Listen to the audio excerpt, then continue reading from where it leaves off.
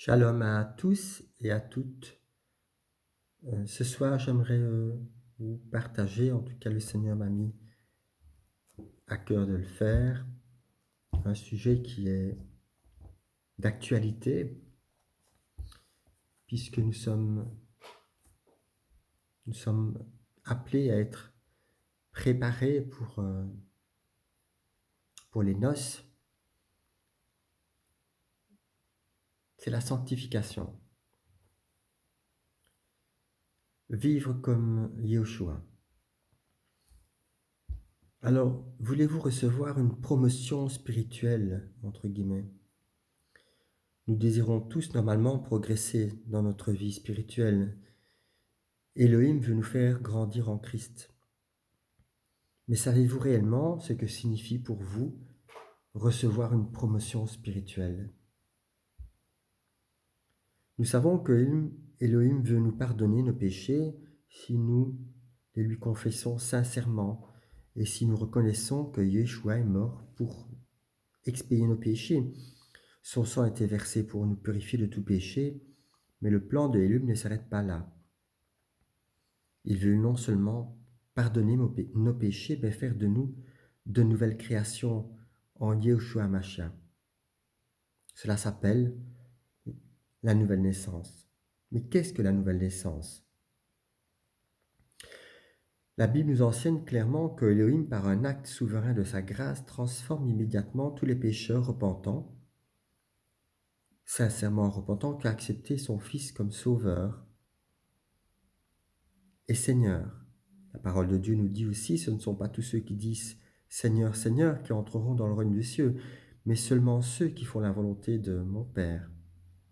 Même si cette nouvelle création pure et parfaite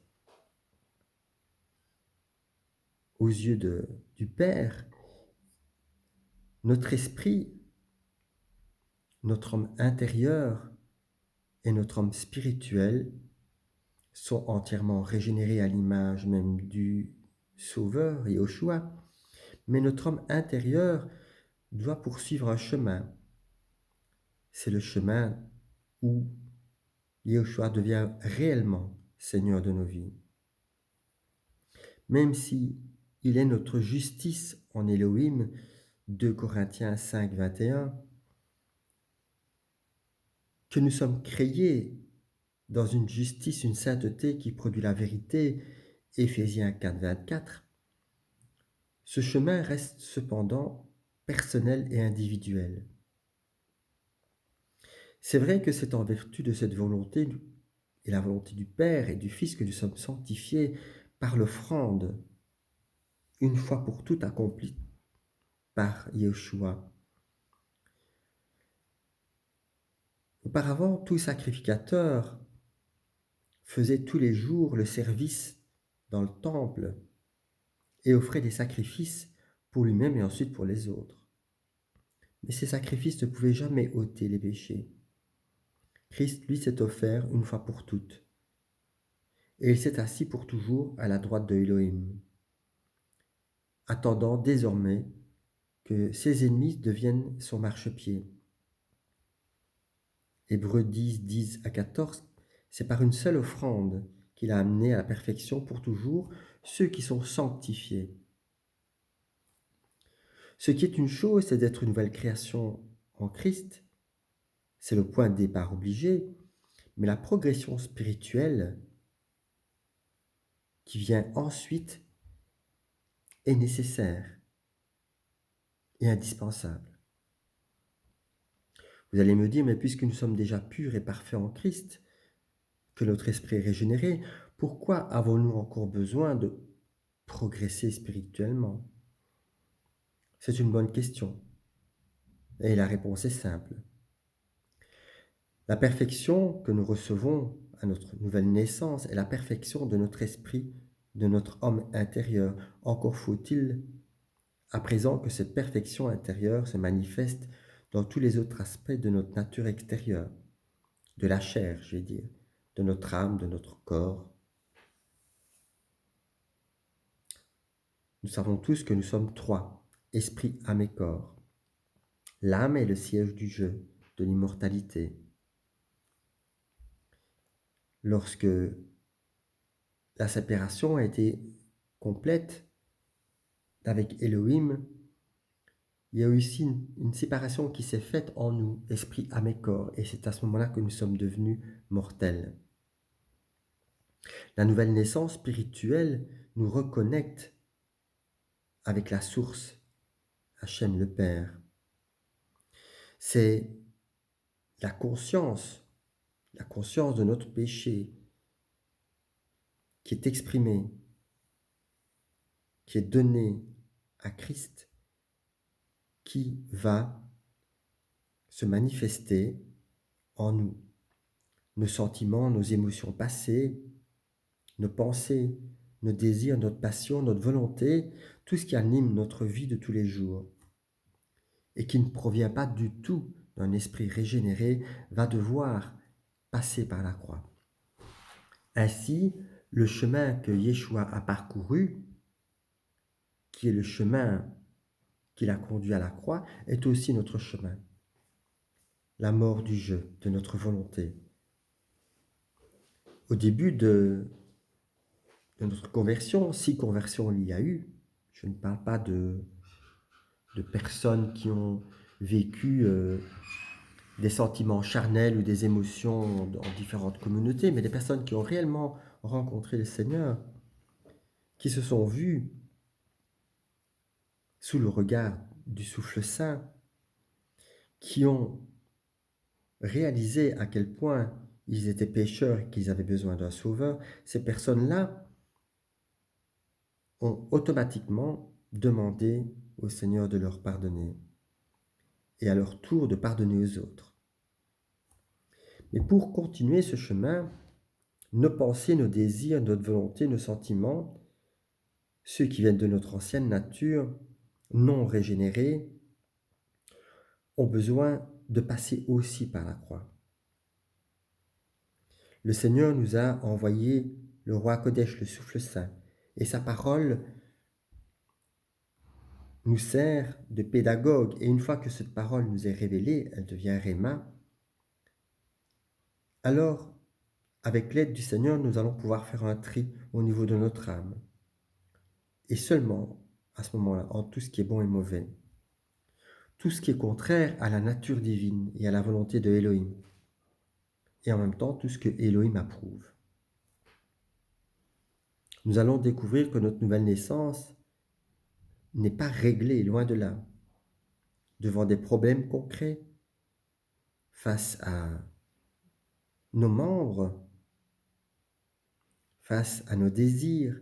La puissance du péché et de la mort y demeure, ce que Paul va appeler d'ailleurs la chair, le jeu. Mais cette puissance de péché et de mort n'a rien à voir avec cette nouvelle nature régénérée. Va alors s'accomplir un combat en nous. Elle va vouloir à nouveau s'exprimer, et c'est pour ça que lorsqu'on lit au Romains 8, 38, 39, j'ai la ferme assurance que ni la vie, ni la mort, ni aucune puissance, aucune hauteur, aucune profondeur, aucune largeur, aucune domination, rien ne peut me séparer de l'amour manifesté, ni les choses présentes, ni les choses futures, rien ne peut me séparer de l'amour manifesté par Yeshua sur la croix, rien, mais le passé n'est pas cité. En effet, combien de personnes, après avoir commencé par l'esprit, retournent à la chair? La parole de Dieu nous dit que la chair a des désirs contraires à ceux de l'esprit, et l'esprit en a de contraires à ceux de la chair. Ils sont opposés entre eux. Galates 5, 16, 17. Ainsi, cette progression spirituelle consiste à laisser le souffle saint nous montrer ce qui vient de notre passé, de la chair, et qui peut encore nous contrôler, et demander au Seigneur de remplacer ses pensées, ses actions, par celles qui viennent du Seigneur. Ainsi, lorsque nous voulons par nous-mêmes contrôler toutes les choses de notre vie, pour faire un chemin de sanctification, très vite, on se rend compte que c'est impossible. De même qu'il est impossible de convaincre qui que ce soit de la réalité du monde spirituel. C'est tout simplement un combat charnel. Cela s'applique de la même façon par rapport à nous. Si nous essayons nous-mêmes de nous changer, eh bien le problème va grossir. C'est en diminuant en fait que Christ grandit en nous. Nous sommes des saints en voie de sanctification, des purs en voie de purification et des parfaits en voie de perfectionnement. Ce processus de sanctification, le Seigneur va nous le faire franchir par étapes. Il est individuel, il n'y a pas de comparaison, il ne faut jamais se comparer à quelqu'un d'autre. Ainsi, même si nous devons garder les pieds sur terre, nous devons avoir la tête dans le ciel, vivre et penser comme Christ. En devenant des disciples, nous allons être de moins en moins charnels et de plus en plus spirituels. Des disciples et non des théologiens. Vivre la parole de Dieu et non pas la connaître d'une façon intellectuelle. Seul le Seigneur peut piloter efficacement ce processus de sanctification. Ce n'est pas à nous de définir notre propre programme de sanctification. Nous serions sans doute, pour certains, trop généreux dans les traitements que nous voudrions nous infliger. Et cela dépend évidemment de notre passé. Si nous avons eu un père ou des parents très, très sévères, très austères, nous allons avoir tendance à l'être avec nous et encore plus avec les autres. Par contre, si nous avons eu des parents très laxistes, ou en opposition aussi, ça peut être le cas, eh bien nous allons, diminuer, le péché et dire, Dieu comprendra, c'est pas si grave. J'ai entendu de moult fois des personnes dire, Dieu comprend, Dieu est compatissant, Dieu est bon, c'est la grâce. C'est même plus que ça, c'est l'hypergrâce. Donc, cette hypergrâce, évidemment, n'a rien à voir avec la réalité de la parole de Dieu. N'oubliez jamais que Yeshua est venu comme un agneau, et c'est à cela que nous sommes appelés, tous, mais il reviendra aussi comme juge. L'un ne peut pas être séparé de l'autre. De la même façon, nous sommes appelés à être des agneaux, et un jour, la parole de Dieu nous dit « Jugez de toutes choses », selon l'Esprit évidemment, puisque à plus forte raison, si vous êtes à même de juger les choses de ce monde, vous serez aussi appelés à juger le monde, les anges et tous les hommes. Donc en laissant le Seigneur mettre son regard sur notre vie, et en lui demandant d'éliminer de notre vie tous les éléments les plus grossiers, donc ça se passe d'abord à l'extérieur, même si le Seigneur est souverain.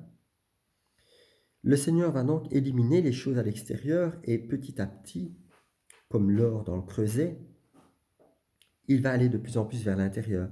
Ainsi, si on parle de magie, sorcellerie, perversion sexuelle, excès de la table, gloutonnerie, adultère, toutes ces choses semblables, on va regarder ça, comme quelque chose de très visible. Mais j'ai fait une audio à ce sujet-là. Si je parle par exemple de magie, de sorcellerie, combien de personnes n'utilisent-elles pas le Seigneur comme Saint Nicolas au Père Noël pour obtenir tout ce qu'ils veulent? C'est une forme de sorcellerie. La perversion sexuelle aussi. Une fois, j'ai entendu un théologien dire clairement que puisque la femme et l'homme étaient une seule chair, dans le lit conjugal, tout était permis. La parole de Dieu ne va pas dans ce sens-là, loin de là. Quand on voit aussi des personnes qui peuvent aussi facilement que cela aller dans des jeux érotiques, et j'en passe, et qui pensent que le Seigneur approuve toutes ces choses, eh bien, il ferait mieux de se remettre au pied de la croix et de demander au Seigneur de les reprendre tant qu'il est encore temps. La parole est notre guide et non des hommes. Christ dira des pharisiens, faites ce qu'ils disent et non ce qu'ils font. Matthieu 23, 2, 3. En effet, si vous suivez des pasteurs ou si vous suivez des systèmes religieux, vous changez de tête. Et ce n'est pas eux qui vous défendront un jour. Il suffit de voir maintenant, avec ce qui se passe, le coronavirus, alors que toutes les communautés sont fermées. Où sont ces grands pasteurs qui doivent défendre leurs troupeaux? Ils sont sûrement masqués et plus gantés encore que les autres.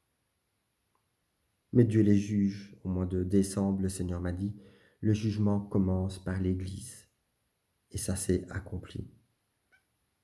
Alors, est-ce que nous voulons vraiment le laisser et lui permettre de faire exactement ce qu'il veut faire de notre vie, sans résistance, ni opposition de notre part? Le cri de notre cœur devrait toujours être « Seigneur, non pas ce que je veux, mais ce que tu veux ». Un abandon total à sa volonté, la mort du jeu.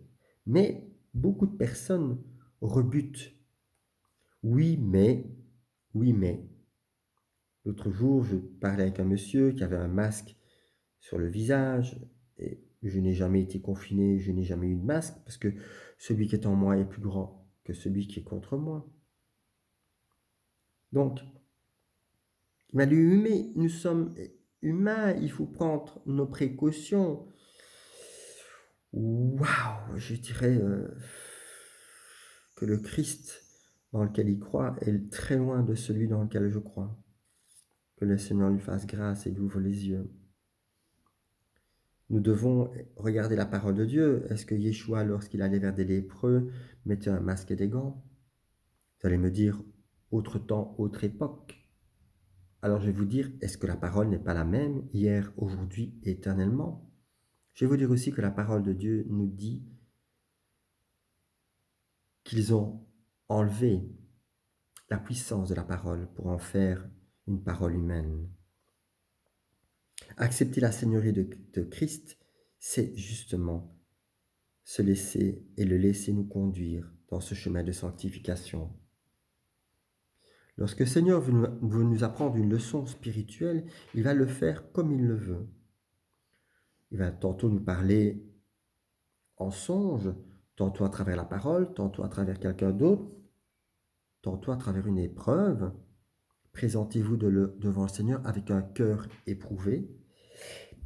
Le Seigneur n'a-t-il pas dit, quand je reviendrai, trouverai-je la foi sur terre? En fait, une leçon spirituelle profonde peut se résumer ainsi. C'est une immense grâce de Dieu de pouvoir recevoir des traitements injustes. Quand on n'a rien fait de mal, tout en continuant à réagir comme Yeshua. C'est cela, en fait, la justice de Elohim. Dans notre monde contrôlé par le péché, la dernière des choses que les hommes peuvent supporter, c'est l'injustice. Quelle injustice!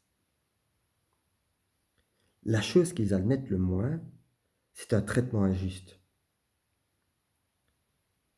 Et vous, mon frère, vous nous dites que c'est une grâce de Dieu que de supporter des traitements injustes quand on n'a rien fait de mal? Oui, mon frère, ma sœur, mais ce n'est pas moi qui le dis, c'est le Seigneur de toute gloire. Serviteurs, soyez soumis en toute crainte à vos maîtres, non seulement à ceux qui sont bons et doux, mais aussi à ceux qui sont d'un caractère difficile. Car c'est une grâce que de supporter des afflictions par motif de conscience envers Dieu. Quand on souffre injustement, en effet, quelle gloire y a-t-il à supporter de mauvais traitements pour avoir commis des fautes? Mais si vous supportez la souffrance lorsque vous faites ce qui est bien, c'est une grâce devant Dieu. Et c'est à cela que vous avez été appelés, parce que Christ aussi a souffert pour vous, vous laissant un exemple, afin que vous suiviez ses traces. Lui qui n'a point commis de péché et dans la bouche duquel il ne s'est point trouvé de fraude. Lui qui injuriait ne rendait point d'injures, maltraité ne faisant point de menaces, mais s'en remettait à celui qui juge justement. Lui qui a porté lui-même nos péchés en son corps sur le bois, afin que, morts au péché, nous vivions pour la justice. Lui, par les meurtrissures duquel vous avez été guéris, car vous étiez comme des brebis errantes. Mais maintenant, vous êtes retournés vers le pasteur, le seul et le bon pasteur et le gardien de vos âmes. 1 Pierre 2, de 18 à 25. Être comme le petit agneau de Élohim.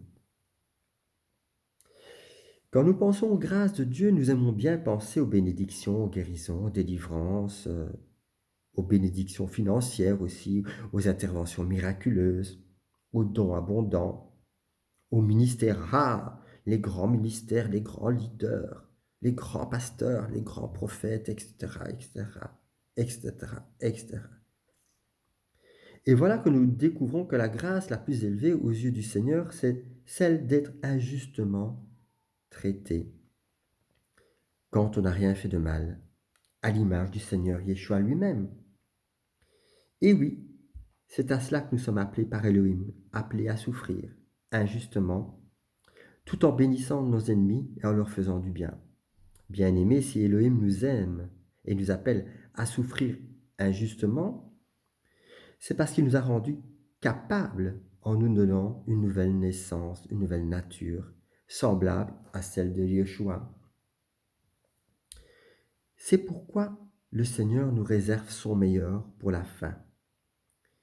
Car au début de notre conversion, quand nous étions encore des enfants, en général incapables de supporter peu de choses et de porter peu de choses, et encore moins l'injustice, le Seigneur nous a défendus, nous a justifiés et a fait valoir nos droits. Puis nous finissons par comprendre réellement qui est le Seigneur, si nous le laissons faire. Pourquoi veut-il nous recréer à l'image de Yeshua? C'est pour nous permettre de nous comporter comme lui, sur cette terre de péché.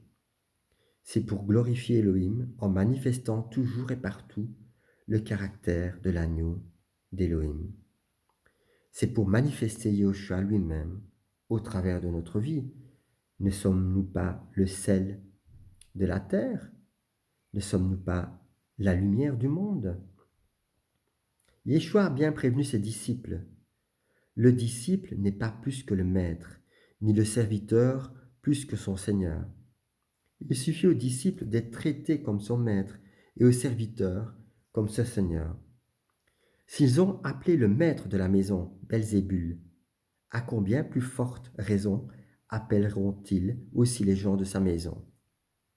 Ne les craignez donc point. Matthieu 10, 24-26.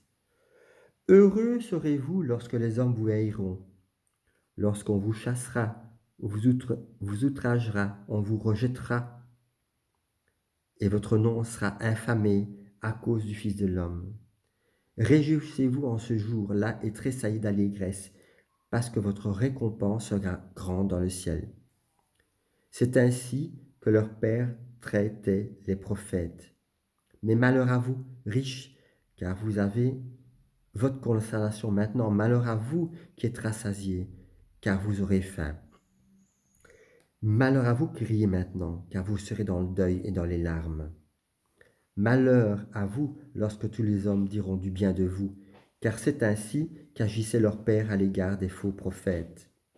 Mais je vous dis, à vous qui m'écoutez, aimez vos ennemis, faites du bien à ceux qui vous haïssent, bénissez ceux qui vous maudissent, priez pour ceux qui vous maltraitent.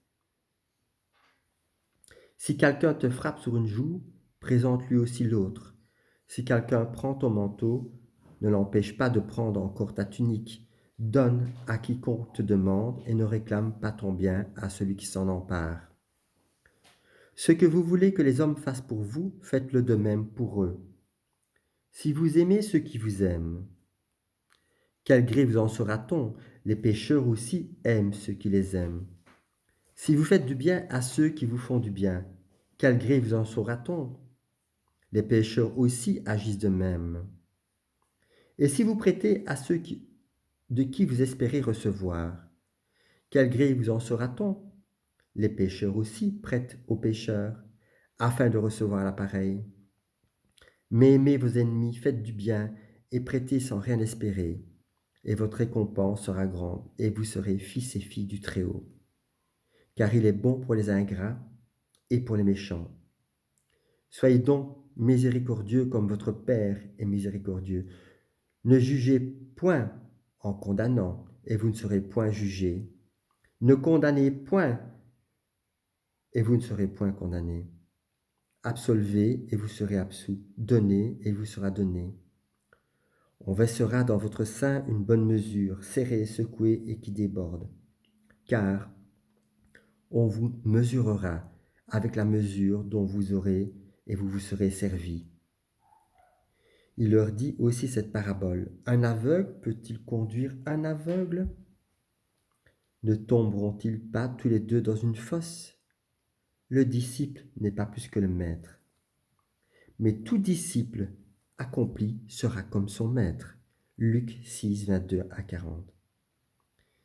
Ces paraboles font écho à celles du Seigneur, prononcées dans le magnifique Sermon sur la montagne.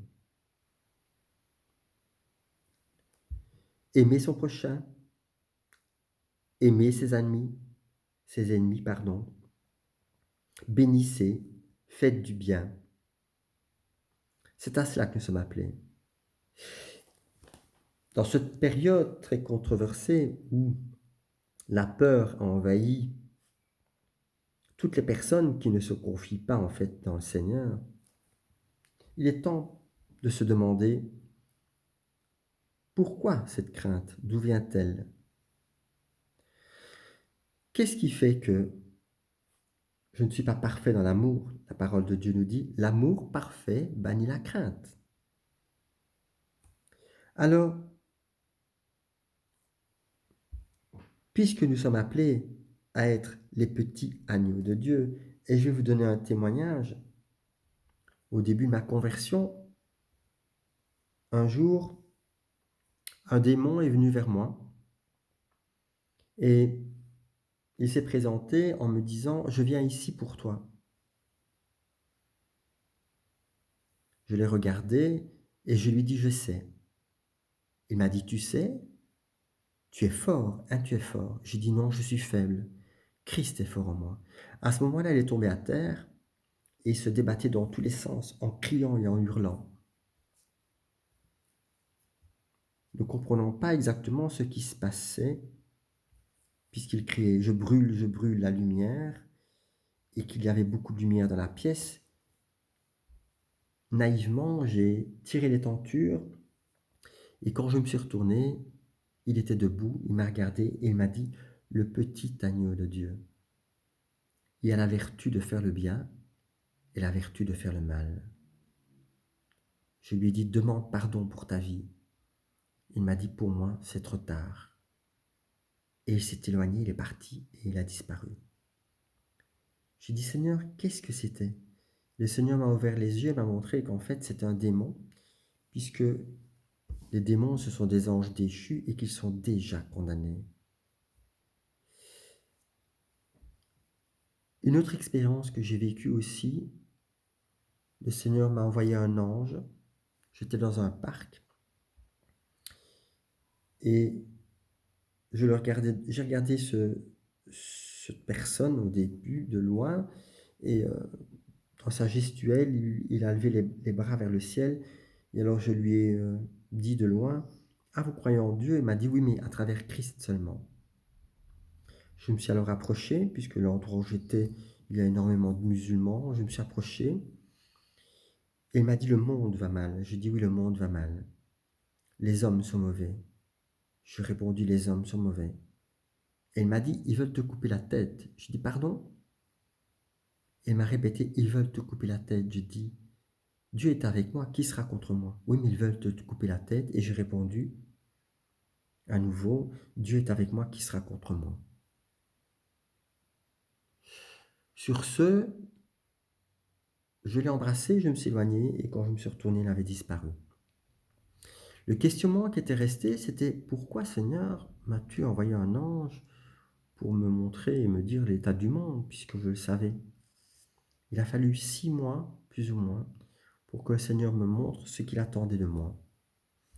Il m'a montré à travers Moïse, lorsque le peuple, une fois de plus, s'était rebellé contre Dieu et que Dieu, furieux, avait dit à Moïse qu'il allait exterminer tout le peuple. Moïse s'est mis en tant que prêtre intermédiaire entre Elohim et le peuple, et il lui a dit: ne touche pas au peuple, tu l'as conduit dans le désert à travers de grands prodiges et de grands miracles. Si tu l'extermines dans le désert, que vont penser les autres peuples? Prends-moi plutôt la vie et même la vie éternelle. Et le Seigneur m'a montré qu'il attendait de moi que je sois capable de mourir en donnant ma vie pour les autres. À l'image de Yoshua, nous sommes appelés tous à vivre cette dimension. Lorsque nous sommes les petits agneaux de Dieu, lorsque nous sommes capables de vivre et de supporter l'injustice pour l'amour du Seigneur, alors à ce moment-là, et seulement à ce moment-là, nous pouvons dire que nous sommes semblables à Christ. Comme Christ a aimé l'Église, nous sommes aussi appelés à aimer l'Église. Oui. Femmes, soyez de même soumises à vos maris, afin que si quelqu'un n'obéit point à la parole, il soit gagné sans parole par la conduite de leur femme, en voyant votre manière de vivre chaste et réservée. Ayez non cette parure extérieure qui consiste dans les cheveux tressés, les ornements d'or ou les habits qu'on revêt, mais la parure intérieure et cachée dans le cœur, la pureté incorruptible d'un esprit doux et paisible, qui est d'un grand prix devant Dieu. Ainsi se paraient autrefois les saintes femmes qui espéraient en Elohim, soumises à leur mari. Comme Sarah qui obéissait à Abraham et l'appelait son Seigneur, c'est d'elle que vous êtes devenues les filles en faisant ce qui est bien, sans vous laisser troubler par aucune crainte. 1 Pierre 3, 1 à 6. Il est clair que la chair veut se révolter et se révolte en lisant cela. Mais cette attitude, qui est une attitude totalement opposée à ce monde, traduit magnifiquement l'esprit de Christ. L'apôtre Pierre ajoute à l'intention de tous les chrétiens: bien-aimés, ne soyez pas surpris